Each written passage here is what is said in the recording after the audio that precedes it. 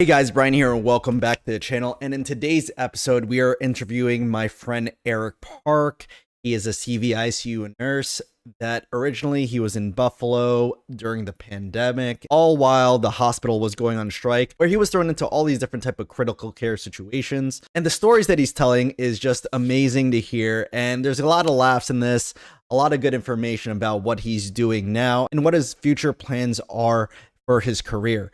So before we get into the video, please don't forget to like, comment, and subscribe, and let's get right into the video.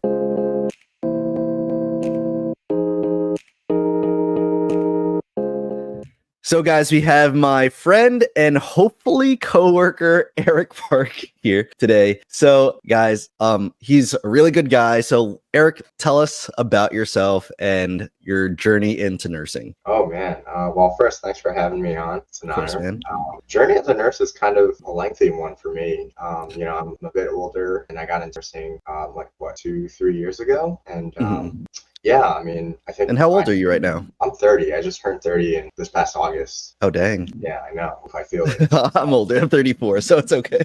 You look younger than me, so you're doing something right. So yeah. So no, it's been a kind of a hectic journey. I went to school right out of high school and college, and went to pretty much a liberal arts college, not really with any direction of what I wanted to do. My parents wanted me to do business just because we, have a family business, and I was very involved in that. So I was like 12, helping them out, first Asian immigrant family story. So, but just felt that wasn't really right for me. And then took a lot of time off in between that college as well, just to help set them up with a second business as well. Oh, wow. So, I didn't know that. yeah, very family business involved. Yeah, and, helped out, kind of put my own education pause in there to help out. And then during that time, helping with the business, kind of was like, oh, you know what, maybe I want to get into helping people or being involved with some kind of aspect, recovery, caring for people. Find that something gravitated towards. And then I actually looked into athletic training just because I was training so much myself at the time, and to help people with the sports rehab and physical recovery and stuff like that. They happened to be at Marist College right next to our second family business. That's true. That is close by. Yeah, and they had a really good athletic training program, so I joined there, doing that for a little bit, and then I quickly realized, hey, this is a little boring, or not as really. You didn't like athletic training with all the powerlifting and all the working out that you do, kind of thing? So I did like it. I did like the aspect of it, but it's more. I do respect the field and anybody that's in it, but honestly, there are a couple aspects that just weren't really checking all the boxes for me. So you're prepared a lot for emergent cases. If an athlete goes down or athletic injuries or things like that, you're doing a lot of rehab that. Okay. Getting the team or whatever athlete prepared for a game or practice and things like that. But the hours and the things you're required to prepare and know just really didn't make sense with what they get with their compensation. They just weren't making enough. Oh, I didn't even know how much an athletic trainer makes unless they're with a sports team or something. Yeah, so even with sports teams, pro teams, that you don't really, there's a pay cap. It's not a lot. Last time I checked, it was an average AT. I want to say anywhere 40 to 60, but that was 40 to 60. Don't quote me on that. Even pro teams don't make as much, which you would expect. They'd make a lot more. But, no, you're not wrong. I just Googled it. It's I think the highest 50 to 76 right now. That's what I'm seeing. Yeah, we'll take inflation into account.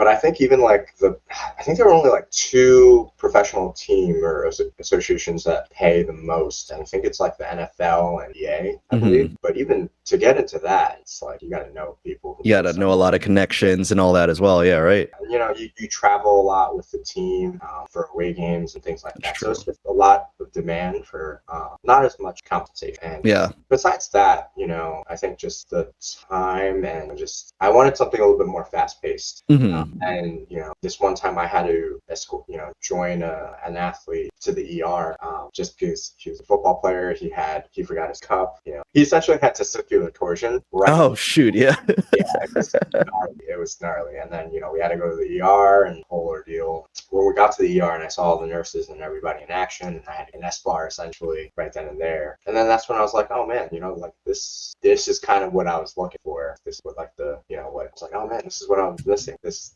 fast paced breakdown and things like that, which is is weird because I never joined the ER, but But that's what you like seeing. yeah, that's what I liked seeing, and I was like, oh, maybe this is what I want into. So I looked into nursing, and I didn't really have friends to really ask about, so I just really shadowed one, and I just kind of gave it some serious thought and looked into some nursing programs, and so I went to AT, and then I went to Buffalo nursing. Buffalo's a great place.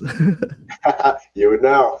Go Bills. So yeah, that's kind of how I found. Did you go to a accelerated program, or you? So I had a lot of credits just because I went to so many different colleges and stuff. So I think like 2-3 schools. So I had a lot of college credits, and so I finished in Buffalo. And I was supposed to finish in about 2.5 years, but COVID was, well, peak COVID at least, sprinkled in and all that. So it took about 3 years. So it actually hindered your schooling, COVID? Just for a little bit. Slowed it down? Come up and scramble the last semester. They had to figure out how we're going to do this, the rotations and stuff. Oh yeah, because that's what was hard, getting new students to clinicals. Yeah. Because I know it didn't really hinder grad school people, NPs and stuff, because they already had licenses and all that, so they could just go wherever they wanted to, and people would be like, okay, yeah, you can come here, and we need the extra hands anyway. Whereas you're a student nurse, where you're just what's going on? what am I doing here? Yeah, exactly. So I think those were people. They were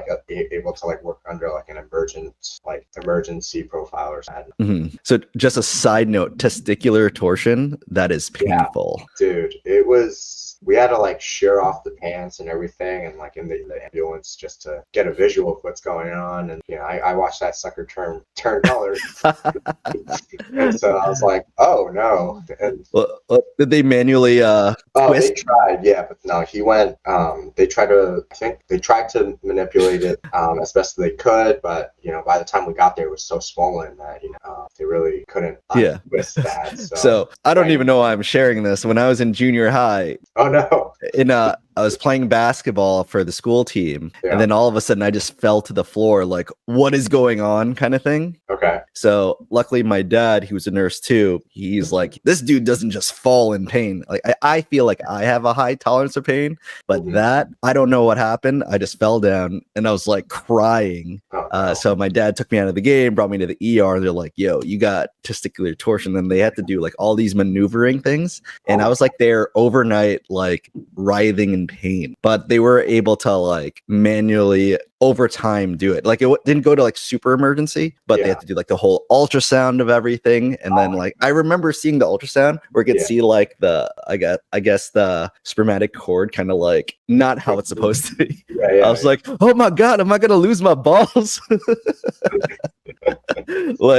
That's funny that you brought that up, because I don't think I've actually ever told anyone that story. Oh my god. And I'm just gonna put it up there on YouTube. It's what a wild time we live in. Yeah, dude, that's so funny. I'm sorry to bring up PTSD for you there. Wait, so did you get hit with a ball? Or no, I was just, so I think that, to be honest, I think this was one of the days, my dad always told me, wear compression shorts when you play basketball, and this is one of those days where I forgot to bring compression shorts in my gym bag, so just wearing regular not regular boxers, but right, but looser underwear. Yeah, it was just I don't even know what you call them, boxer briefs, I guess, that. Yeah. And then I guess the hanging too much was making them move. God, your balls are so big that they just twisted on themselves, man. Oh man, but so ever since that day, no matter what, if I'm any kind of sport, even if I'm working out, have compression shorts, dude. I would PTSD stuck in my head. Dude, can't do it to myself again. Well, at least they're good now. You got 2 kids, you're done. That's true, man. Yeah. That was a crazy side tangent, but so right after you graduated nursing school, did you immediately go into working? Yeah, pretty much. So what's nice about nursing school is that, you do your rotations as in your final year. Well, you do them throughout, but you're really getting your hands dirty in the field in that last year, and then you have your capstone. And, I pretty much try to do all of them as much in the ICU to a degree. I mean, obviously you go through your different units, but my capstone was in ICU. I the end of most of my rotations, I asked to do like an ICU, like few days or something like that, because that's really where I wanted to be. And then in my my capstone, I was in the medical ICU at a county hospital. I think ECMC, you know the area. ECMC, okay. Yeah, so a lot of sick patients. My capstone coordinator happened to be a CVICU nurse, and I guess I did a decent enough job where he recommended me to come join him in his hospital, his unit, which I really didn't entertain or consider, because you hear as a student or fresh new grad that like ICUs don't really hire new grads. Yeah, hire new grads. I think the times have changed. That's just because every unit's a little desperate. I think it's true now, because I see it where I work, where some of the ICUs are hiring new grads. I'm not saying it's the best idea, but there's I guess it's like a residency program that they're doing to see if they could train them up pretty quickly. But they're still like, I wonder what the vetting process is, because I'm a big person on like tactile skills, because I've put it on my Instagram before. I was not the smartest person in school, but I would say my physical skills are really good. Whereas you could see me being 10 years in, 12 years in, I see a lot of nurses that are geniuses, book smart, everything. But when it comes down to the actual patient care or any kind of skill regarding a stethoscope or IV insertion or something like that, they're oblivious to what's going on, or they just don't know how to do it. Whereas someone like the more middle to lower academic people seem to become, in my opinion, the better nurse in the long run. Yeah, I think there's definitely truth in that for sure. Just because also, like, I feel like nursing schools or programs now are very focused on more the academics. And, I think I had to learn all my skills either on rotation or at work. And, you really, when I started and joined CVICU, I was like, oh man, like, I don't know shit. And these are like the sickest of the sick. Yeah. And you're expected to be the best nurses ever, because that's like the whole meme where CVICU nurses are the best. That is the meme. The memes are true, I feel. But yeah, so it was a huge wake up call. It was like oh man, like I gotta really, the learning curve was huge for sure, especially as a new grad. I didn't really join a residency program because that wasn't a thing at this hospital. It was just like, okay, like, you come for an interview, CVICU, and I got hired. Luckily I had my capstone coordinator professor kind of give me the recommendation. Yeah, give you like a backing. Yeah, for sure. But I wasn't the only new grad hired on that unit either. There was a new grad team hired like a year before me as well. So I guess they had good experience with that as well. But it was a good unit, good numbers. But sick patients, open hearts. You're doing a lot of typical meme CVICU things, and learning curve was massive for me. You get that like imposter syndrome. It's like, what am I doing here? I don't belong here. Things are going crazy, and you're like, oh, I need an adult in here, and it's like, you are the adult. The adult now, and I'm like, oh man. So luckily, I had a good preceptor. Yeah. So I actually, so it was interesting. So I guess for me, after joining CVICU, things kind of started going a little downhill. With just in what way? Just with COVID and everything, and staffing, and this hospital was unfortunately heading towards a strike. And I found that out like 3 weeks after joining. Oh shoot! So you're like, what do I do? You're stuck in a hard place there. Exactly. So I was like, I just officially moved. I was going to school in Buffalo, but I wasn't officially moved there. I got the job. I officially moved, got an apartment and everything, furniture, committed. And then, 3 weeks in, I'm like, oh yeah, but there's a potential strike moving, and it doesn't look good. So I'm like, oh, okay. Like, well, what happens if we do go on strike? Like, how long do you? And I, as a new grad, you don't know anything. Yeah, you're just. You don't know any of this I just want to work. Yeah, you just want to work. You're just excited. You're ready to like get off orientation. I was just excited to like get my own heart and stuff, get all these checklists off. And, but so unfortunately the strike did happen, and I was like, okay, you know what? I moved here. Let me ride it out. Like, let me just not like give up so quickly, and let me just ride it out. Yeah, 6 weeks later. 6 weeks. 6 weeks. Yeah. It was was nuts. But yeah, 6 week strike, and then that hospital, I won't name it, but it definitely chose to sink itself. Mm-hmm. The strike was interesting though, because I've never been a part of a strike, or because typically, I mean, your hospital went on strike, but you guys were lasted 2 days. Like 3 days. Yeah. So like typically they're short, or like they reach a deal prior to it, but this hospital really chose to sink itself, I feel. And after the 6 weeks, it was just most of the core staff had gone. Like they were so pissed that it lasted for 6 weeks, so they were just like, well, we're just leaving. Yeah, right, because travel contracts, because they were like, well, why would I ever return back to this place that chose a 6 week strike during COVID? Yeah, like why would I do that? Why would I stay here? And so they went travel contract. They got that COVID travel pay. And when I returned to the hospital, we had a few core members left, but that hospital was mostly staffed by travelers, or strike workers that chose to stay post strike. So wow. Yeah, it was rough. And so like all the ICU units pretty much collided into one, and they brought us all the way up to like the 8th or 12th floor. I forgot.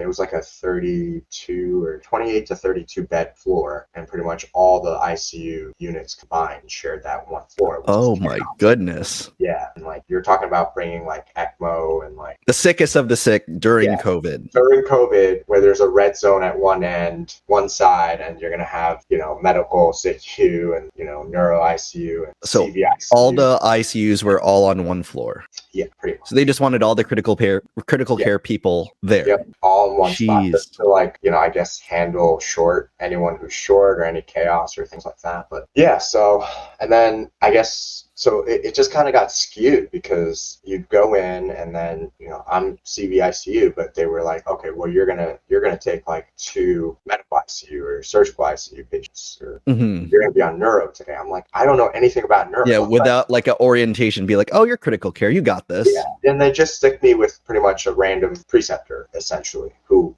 come to find out, they're like, oh, I didn't know I'm having a new person today. Like they're finding out as I'm finding. So the blind leading the blind. Yeah, essentially, like the charge was a travel at one. Oh, geez, what? Yeah. So like it was a mess. So what was there any bright point? Like I know at least in our hospital it wasn't a lot, but they gave bonuses to nurses working in critical care areas, or if you worked an extra shift. Like did they give any type of monetary incentive to be like, oh, since you're here, we'll give you extra few $100, or if you come in for overtime, you'll be, instead of time and a half, you'll get double time. Did they do anything like that to keep you guys there? Incentives for nurses that have been there, but because I was so new, and technically I never came off, I was like still orienting in the process. I didn't get any of those incentives, which kind of sucked. But wow, so they just abused your eager and new hands. Pretty much, yeah. They took advantage of being so young and new to it. You're not really like tuned to all that, I guess. But then you're kind of stuck, because you kind of have to just keep going through it until you do come off and you are eligible for those. I will say, working red zone during COVID was not fun at all. They walled off this whole like 10, 12 bed section of the floor, and we were supposed to do like this rotating schedule of who goes into red zone, because you're fully gowned, you're every PP, and once you're in there, you're not coming out until your end of the shift, essentially. Oh, right? Shoot. Well, you can come out, but like the dawn off and on, and all that, and your water has to stay in the other outside of the red zone and things like that. It was and they cut out this little window in like this fake wall they put up for the other side, and it's like CVICU and the other side, and like a drive-through window. Pretty much, they're just like checking in on you, like make sure you're not passed out from sweating so much in your PPE. And so I ended up working that red zone like a full week and a half. I was like, what happened to this rotating schedule, guys? They're like, oh, you're the new guy. Yeah, right after. Trial by fire. Yeah. So for me, besides like not getting the monetary gains from it, I will say like I did learn a lot. Like you just had to, right? So like, Mhm.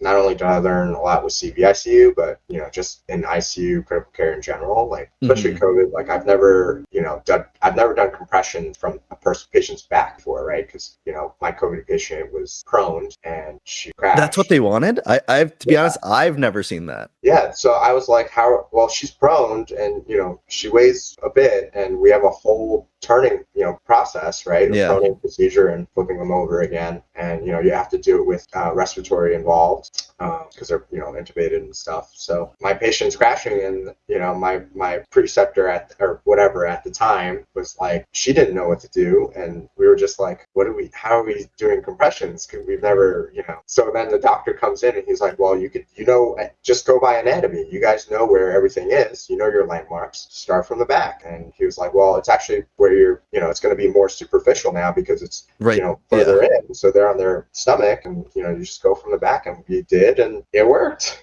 And we were just shocked. And then when we got like stable enough, we, flipped over Flip and over. then continued everything else procedure wise. But Wow, I did yeah, not know that. yeah, No, me like neither. it makes sense, but it's Yeah. also at the same time, if I was seeing that from the outside looking in, I'm like, oh, he also turned into a chiropractor.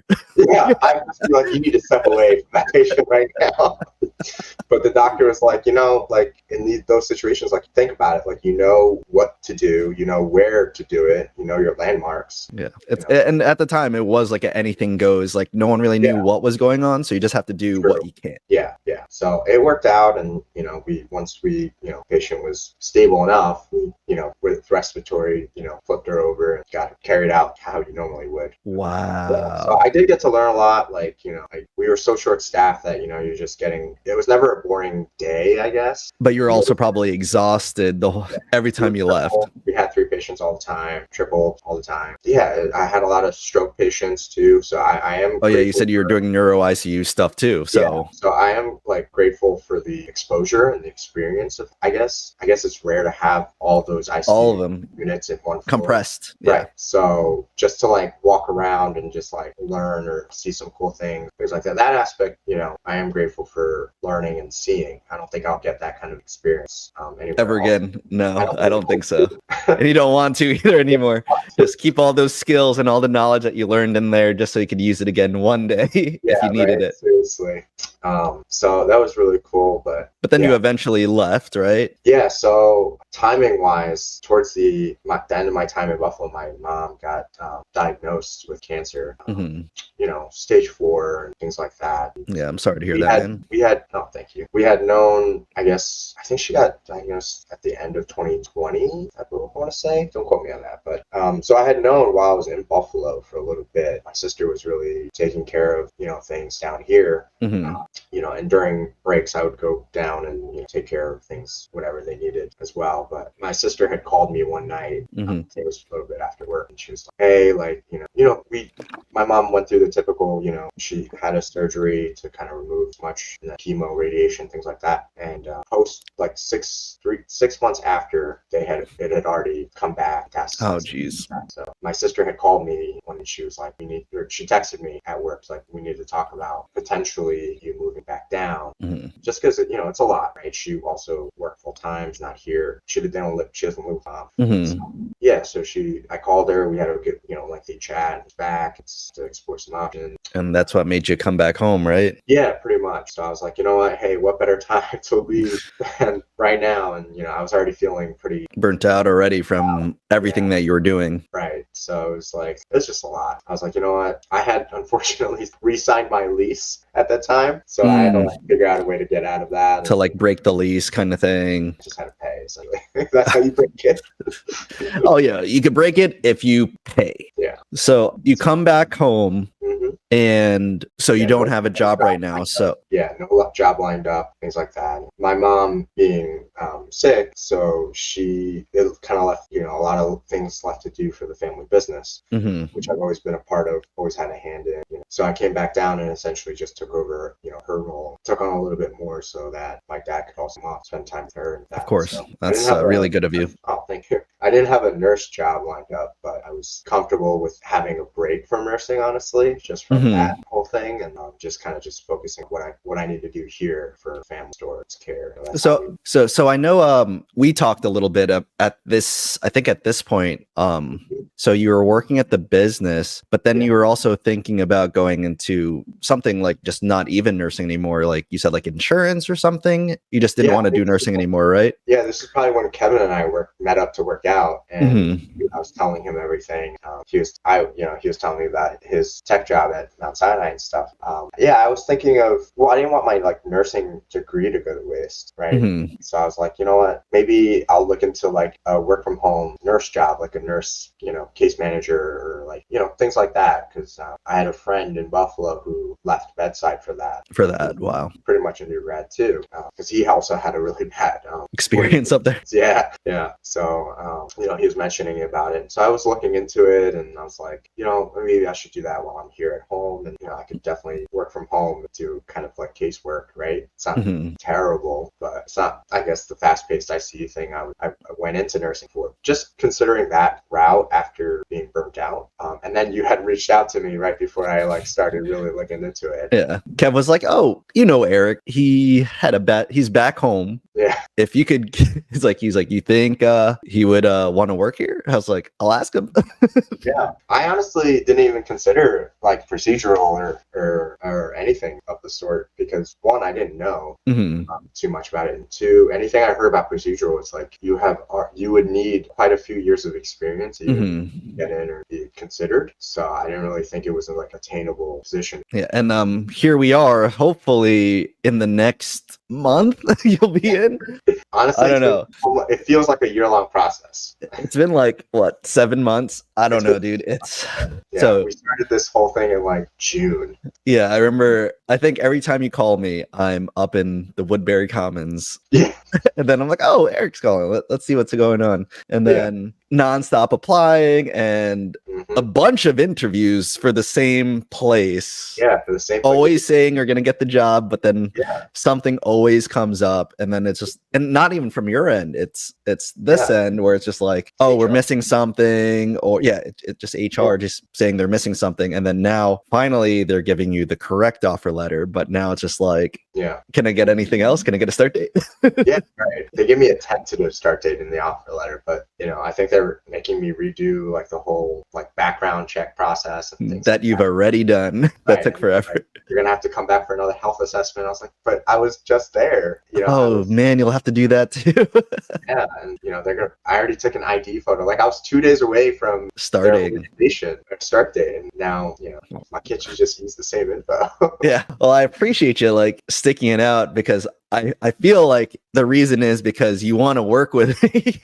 I do. I mean, I want to join you and Kevin a lot. And, Kevin was, when we were working out that day, he was like, imagine all three of us working on the same unit. And I was like, that does sound amazing. And, unfortunately, hopefully Kevin stays, or is there while I'm there. But even just to work with you. And, you'll meet some pretty cool people for sure. Yeah. I mean, when I interviewed with them twice, they all seem like great people. So, and I got to meet, I think two of the doctors. They were very funny and very nice and welcoming. So that's true, man. So they like my suit. So gotta look good, man. So what I wanted to get into as well. So you want to use your nursing degree? Yes. Did you go into debt for your nursing degree? Fortunately, no. I was good. With all the colleges you went to, and yeah. So pretty much paid my way through each time, and I wasted a lot of money to get to where I am now. But that's awesome to see. At least now, when you get the paychecks, when you actually do start working, at least it's all going back into your pocket, not towards some loan that will never be forgiven. Pretty much. Yeah, I definitely feel for my friends that have that student loan debt. So being loan free is nice for sure. Definitely allows me to invest in ways that, I definitely want to invest in as well. Because I know you already have the family business, and then do you have any other type of like side hustles that you do to help keep you afloat while you're not working? So now the family business pretty much takes up most of my time at the moment. My sister and I want to get into more real estate. We have one unit right now, Jersey, being rented out, but we really kind of want to look into expanding that and just like LLC together, real estate, just gather some properties, rent stuff out. We're talking about, we've been looking at showings and stuff like that. We go to, Oh, wow. Good. yes, we're looking Even with the crazy interest rates and the super inflated prices. Yeah, even with that, I don't think it should be, people should get like hindered by it. I mean, it depends on what you're looking into, right? Obviously, if you're like trying to buy a home for yourself, that I guess it's a little bit of a different story. But if you're really trying to look at it as an investment mindset, I guess, like you're either going to do it or you're not, right? You're going to wait, let time pass. I mean, you could do it that way too, but you also miss out on a lot of current. That's true. That is really true. So we've been looking at a lot of listings just to get a feel for like what's current market, out there, what we like, what things potentially would be able to take on or not. And just because she and I have been involved with the family business for so long, she's, taking care of a lot of the back end stuff. I've taken care of the upfront, physical, stuff of the business, building, construction, pretty much all that stuff. So the two of us combined, can really kind of get something. And that's a really cool thing too, that I really like amongst the Korean culture. I feel like you guys do it a lot better than a lot of other people, where you do keep money in the family type of thing. It's a sense of help each other out, where, from my experience at least, I don't think the Filipino culture necessarily helps their own out. I think so. Like, just from seeing the restaurants around here, like you'll hear Filipinos be like, oh, I'm not going to buy there because I could probably make it better at home, instead of like supporting the local Filipino business. Or a lot of it's probably the same with a lot of people though. It's a lot of flex culture where it's like, I need to be looking better than that guy because I'm gonna see them at the next Christmas party. Like it's like a weird thing. I'm hoping I'm not generalizing and I get a lot of hate for that, but I think it's pretty true. Interesting. Yeah, I mean, we're just, I know you've talked a lot about it too on your channel, but it's really just trying to like make that generational wealth. We came here with nothing, and just worked hard with some good luck obviously involved, a lot of good luck, a lot of failed businesses. So it wasn't just the business that you guys. Yeah, it wasn't like we started a business and hit it off. No, my dad initially through 2 to 3 failed attempts, different things, different involves. One was like a delivery trucking company. The other was fish market that didn't really do well. The earliest one that failed that I could remember was in Staten Island, and I remember going with him to every kind of help that store as well. But in Staten Island, yeah. And from where you live now to Staten Island? Yeah, and that's a drive, man. It is, yeah. So I mean, all the market for produce and fish and all that stuff is in the Bronx. So we just go to that market a couple times a week just to hand select everything and get it on the truck and up and stuff like that. Oh wow, there's a lot of logistics involved with the family business. It's not just like a regular we're not at a supermarket level where we can just like make a call and then everything gets delivered to you. Right. Certain things, certain suppliers for sure, but for the bulk of our stuff, no, it's we either have my dad or an employee go down to Hunts Point Market, see those orders, they get picked up, and we have a truck driver on our end. Hey, that truck gets hauled up here. Oh geez, so it's a lot going into it. That's awesome. It's a process. Yeah. So running businesses doesn't seem to be a problem for you. So you definitely learn things along the way, just like how you absorbed all the ICUs at once. So obviously you'll probably flourish in whatever you do if you're able to handle that type of stress. Oh, well, thank you. I mean, I've had good teachers, and I'm sure I'll learn. I'll try to be as much of a sponge as I can under your tutelage.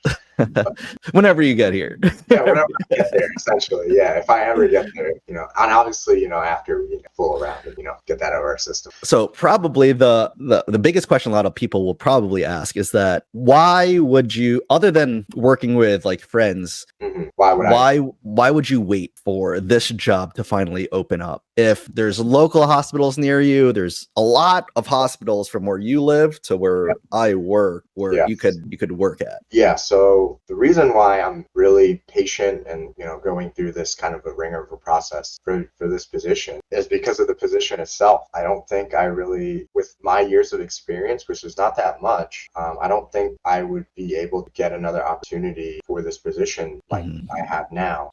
And I think that's something to continue to pursue. And like you said, like this position is people who get it they tend to not leave, right? Just because it's a very good position, very good job, good money. Yeah, and I think I'm not in a huge rush to go back to ICU. And obviously there are different units as well, but I definitely like the fact that this is also cardiac based as well, which was my first kind of draw into nursing. So kind of bringing what I've learned a little bit, hopefully, into this position as well. And yeah, I just kind of want to get in there and learn as much as I can and get comfortable and kind of just continue for as long as I can in that spot. Kind of use that as a way to kind of get my side hustles really. That's true. Like I've always told you, and since I've interviewed two other people everyone I've interviewed so far, other than one video that didn't come out yet, I've all worked with them on the unit that I'm working on, and each one of them was able to leave work happy and also use the time that they're off to work on their side hustles or pursue hobbies and stuff like that. And with you having a lot of responsibilities, family business, you're still taking care of your mom, and there's a lot of things that go into that. You never know what's going to happen for either of those things, and you want to work. I feel like the position itself will give you the flexibility to be present in all the things that you have in your life. Yeah, for sure. Definitely the flexibility is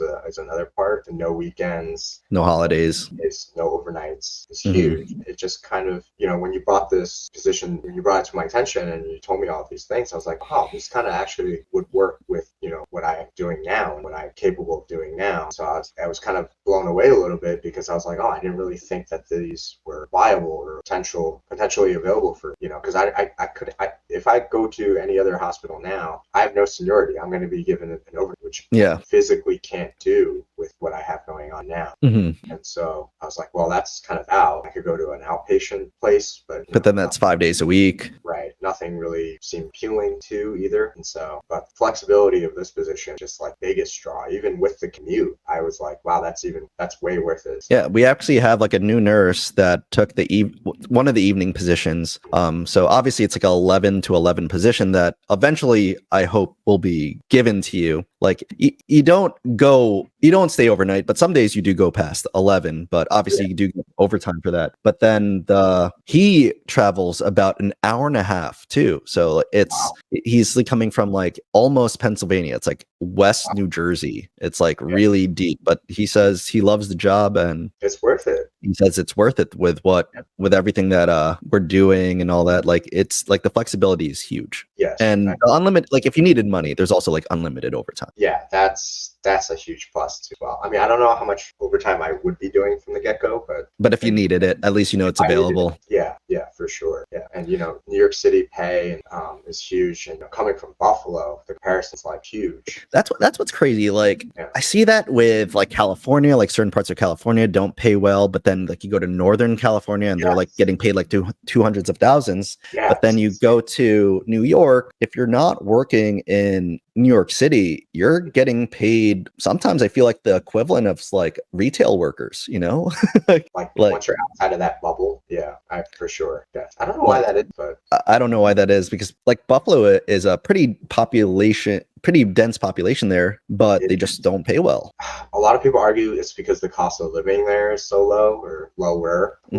I personally thought it still cost a bit to live there too, but yeah, true. Rent is still rent. Yeah, rent is still rent, but I guess your dollar goes a little further there compared to New York. That's true. Down here, downstate New York, but that's true. It's in its own country, but own state. But yeah, so I mean, just the comparison in pay, the flexibility is huge. I'm looking to view it as a kind of a long-term position, long-term job. I would hope so, because that'd be really dope to be hanging out at work with a friend.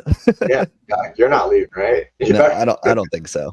Something drastic would have to happen for me to leave. Yeah. And since we're wrapping this up a little bit, so if you were to start your career over again, would you do anything differently? My Because nursing like, career. so like, yeah, overall your nursing career, but obviously from all the people I've talked to already, you've had the most, your journey has been the hardest journey I've heard throughout of just work, life, school, everything was just everywhere. And like, so would you change anything? So, I mean, yes and no. That's not an easy question to answer, just because I have learned so much throughout that journey, just about myself, all the experiences that I've had to go through, all the learning experiences, the people I've met, connection.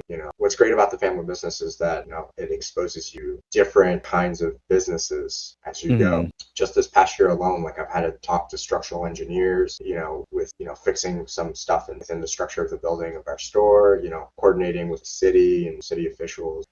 All the permits and all that. Yeah, all those things, like, I would never get that anywhere else. So I am grateful for those things. I guess the only thing I would change is figuring out what I wanted to do a lot earlier, save some time and money, because time and money time is huge. Time is money. Time is money. And I wish I had gotten to nursing a little bit quicker, for sure. But I really don't think I can say I would change it, because all the people I've met, all my friends, I made lifelong friends in Buffalo, and that would never have happened if I hadn't gone at the time I did. So yeah, other than that, I think I would change it. And any advice for people that are going through similar situations as you, where like life is hitting them hard, they quit their job, a nursing job, and then they're like, I don't even know if I want to. Like, what advice would you give someone that's like teetering on the fence of, should I try it again or not, kind of thing? So I think definitely taking some time to yourself, priority wise, is probably a good idea. Definitely, like, well, if you just left somewhere, right, left a unit or left a hospital, you left for a reason, right? So kind of like work through that, kind of just give yourself a little bit of time there to figure out to heal. Yeah, essentially that's what I did. And just kind of just like, so hey, you know what, like I have a very versatile degree. There are definitely a lot of things, a lot of pathways to go with it. Just during that healing time, just kind of like talk to your friends, network. Like, I would have gone a completely different route without you and Kevin. Just kind of like see what's out there, right? What's out there, really kind of expand that degree and your experience. And if you've already left the hospital, you already have those years of experience down, you have those skills. So I think that's, another big thing with nursing is that you can do a lot with it, actually, more than what I think people realize that go into it. Yeah, like I'm like, oh wow, you can go any direction, really. And that's one of the few jobs I feel that you can have a whole bunch of options. And like, that's the whole point of this like YouTube channel, is like, outside of success stories of like, say someone like you, where you're doing so many things outside of here. I think so. You're doing so many things outside of here where you were able to get an immense amount of experience in such a short amount of time, while doing so many things at home, while helping your family run a business, and then finally finding your way back to it, which will definitely have a follow-up once you're fully with us, because like, I'd like to hear your thoughts on certain things. But like, I think no, I'm just kidding. Yeah, I think just showing nurses that they don't have to be stuck where they are is such a big thing, because like I keep harping on it, where a lot of nurses end up hating their jobs or hating their life because they feel stuck in like a unit that they don't want to work at, or the unit is toxic, where you do have the option to leave, because there are options outside of that place you had their job. And that's just, people need to have their eyes open to it and see other people that are doing that or have done it. Yeah, I agree with that 100%. Especially like, I feel like for new grads, they feel more obligated to stay where they start. That's true. I don't know why. A lot of my friends that, what are they, like a couple years in now, they're like burnt out and they're trying to leave bedside as quickly as possible, or they're going back to school, So I feel like definitely people need to realize like, hey, like, we can go this way or that way, So it's definitely more flexible than people realize. Yeah, and a parallel move isn't a backwards move. That's a yeah, for sure. All right, man. Eric, thank you for taking the time out of your day to hang out with me super early in the morning. I know we both had a lot of responsibilities to do this today, but we just wanted to chat with each other. Yeah, it's good to see you. Good to talk. Yeah, definitely had a lot of fun, man. Thank you. And hopefully I see you at work soon, man. I can only hope. Thanks, dude.